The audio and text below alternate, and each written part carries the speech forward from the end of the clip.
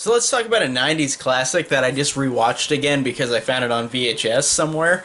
Casper from 1995, which is the.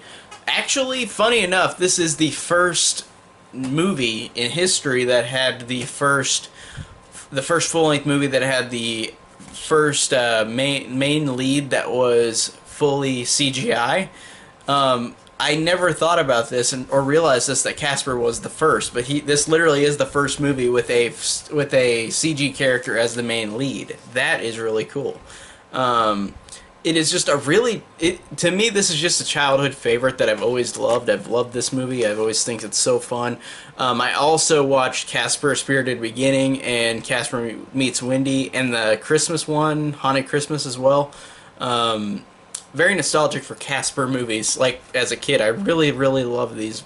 Or I love the first one. The other ones I think are fine. They're not great, but they're entertaining, I guess.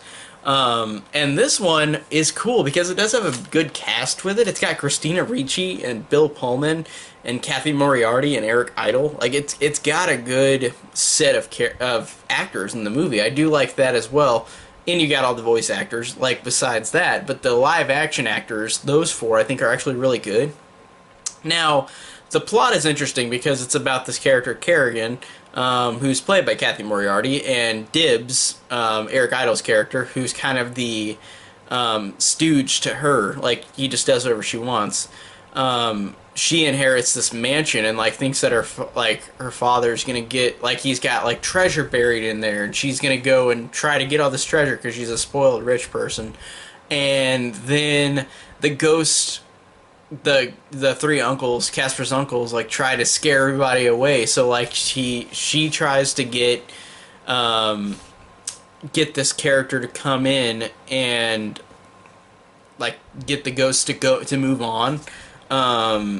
With James Harvey, who Bill Pullman plays, and his daughter Kat, Christina Ricci, he brings him in to try to, because he's like a ghost whisperer. He like moves them on to like the beyond past here, because ghosts in this universe are there because they've got unfinished business.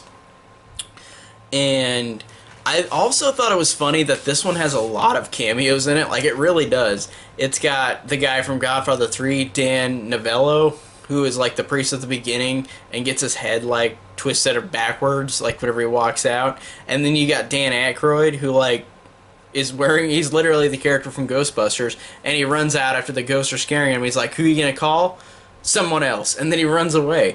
And then you got like a Mr. Rogers on TV, and then you've got in the scene where James Harvey like gets like the ghosts like make it to where his face keeps changing, and he changes into like Clint Eastwood, Mel Gibson, and the Crypt Keeper, like that, and also Rodney Dangerfield. Like, that's really funny. But there's just so many different cameos in this movie, and all those ones I mentioned. Like, it's so funny seeing all of them. Because this one is the starting trend of movies, live action movies like this, like Scooby-Doo, like Garfield, like movies like this that kept going on and on. Which I don't know what to think about that, because some of these aren't that good. But as a childhood favorite, I really love this movie. I also really like the idea of the ghost in this universe having unfinished business, in which they stayed dormant on Earth because they didn't fulfill something before they died, and for something they wanted in life. And I like how James Harvey is trying to find his wife, and I love that scene between him and Kat where she's like, "You're not gonna find her. Like, do you think you're gonna find her somewhere? Like, cause like that she has unfinished business? Because that's what he thinks. He thinks she has unfinished business, so she's still on Earth." So I really like that story. I really like the story overall, but it also has the dumb cliched thing of like, this is a negative for me, where you got the dumb bully characters who are just there to add padding time, where the girl just immediately hates Kat. Like, she's just a bitchy, like, popular girl. She hates Kat, and her boyfriend, like, try to get revenge on her, but it's so unimportant in the whole movie. Like, they're in the movie for, like, 5 scenes, and they're not even in the scenes that long, so it's really pointless. That's one of my negatives, is that they have the dumb, cliched bully thing. Bitchy popular girl and her boyfriend try to get revenge for no reason. It's dumb. And the biggest positive for me, and it's still watching it today, I really think that there are really beautiful scenes between Casper and Kat. Like Casper like has a crush on her, and them becoming friends, even though it takes a while, I think it's great how long it takes.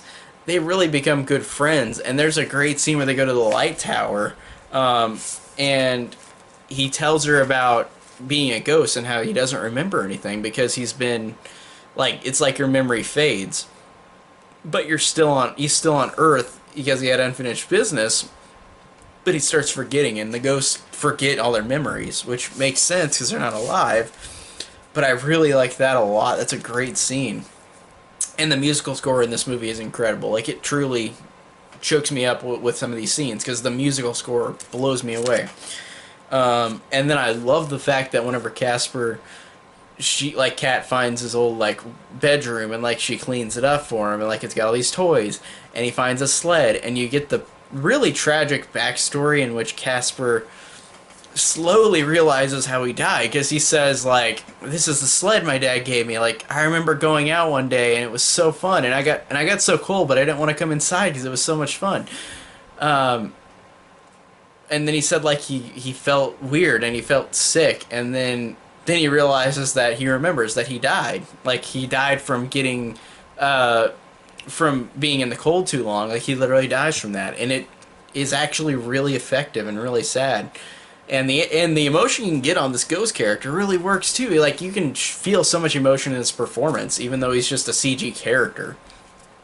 And then we get the thing that also isn't a negative, but it's just kind of weird, is that Casper's dad had like Casper stayed on Earth because his dad would be alone, so like he stayed there with him, and the dad was deemed mentally insane because everybody thought that he was talking to nobody, because people don't think ghosts exist in this movie.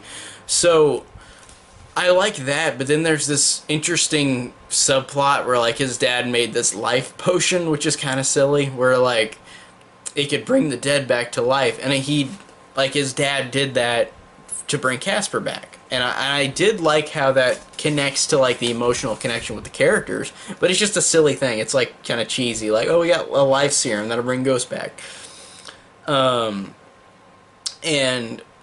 yeah, and it's just I think that's fine, and I think that how Kerrigan and Dibbs are resolved is fine, but it's just hokey and silly.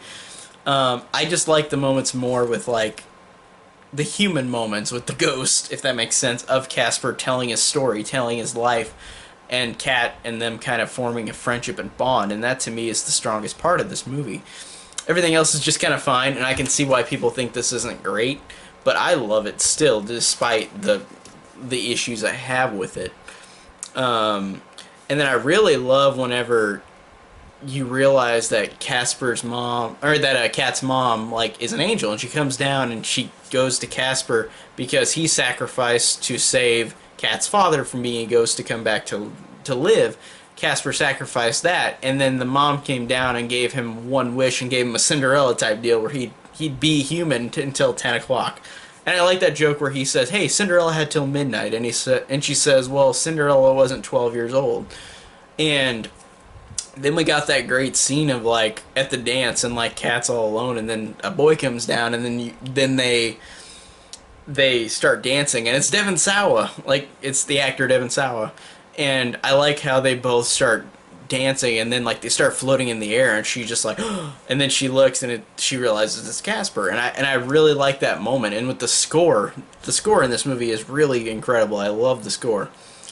And I love the moment, like this is my favorite moment in the movie, where like Amelia comes back to Harvey as an angel, and like she explains to him like she loves him, and she had no unfinished business because she was so satisfied with living with how long she lived with her family. Like, she went on, and I really love how she teaches him like giving him lessons before she goes back to heaven. And like I really love that scene where like the clock ticks and Casper's gonna go back to normal at the dance, and then James just says, "Wait, where are you going?" to Amelia, and she says, "Where I can watch over both of you until we're together again." And then she says, "Goodbye, James," and then she's gone. But that just is an incredibly emotional moment. It really works so well, and it really is sad, and the score is incredible. So it blows me away with the score, and it makes it so much more emotional. And then Casper, of course, turns back to normal, and everybody runs away scared. And then we have a '90s cliche that started in this, where like the ghosts sing Casper the Friendly Ghost, but it's a rock and roll version of it, which is something that happens in all of these live action CG hybrids of main characters like Scooby Doo or Garfield, where it's got that stuff of its time period, like the very end song. Like it was just kind of, it was fine, but it's just off-putting. So this one, Casper is just one of those childhood favorites that I love, and even though as an adult I could find things I don't like about it, I still love a lot of things about it. I love the score. I love the character interactions with Casper and Kat especially. Christina Ricci is great too. I had a crush on her as a kid, obviously, and she really sells it too, as like not looking at somebody really like it's like there's nobody there she's talking to, but she sells it, and so does everybody else in this movie. But she's really great, and I really love the emotional factor in this movie, despite having issues like with the dumb bullying plot and like stuff about, oh, life serum. Like, it's just kind of silly. But the emotional moments where they work very, very well. So I love, and the musical score works very, very well. And the three uncles are really fun characters too. Like, all these characters are fun, even though there are issues with it. So I really loved rewatching this one. This one is was a very fun nostalgic trip that I really enjoyed, and I still enjoy to this day, despite having issues with it. So that's my review on 1995's Casper. What do you think of this movie? And tell me down below, and thank you guys so much for watching.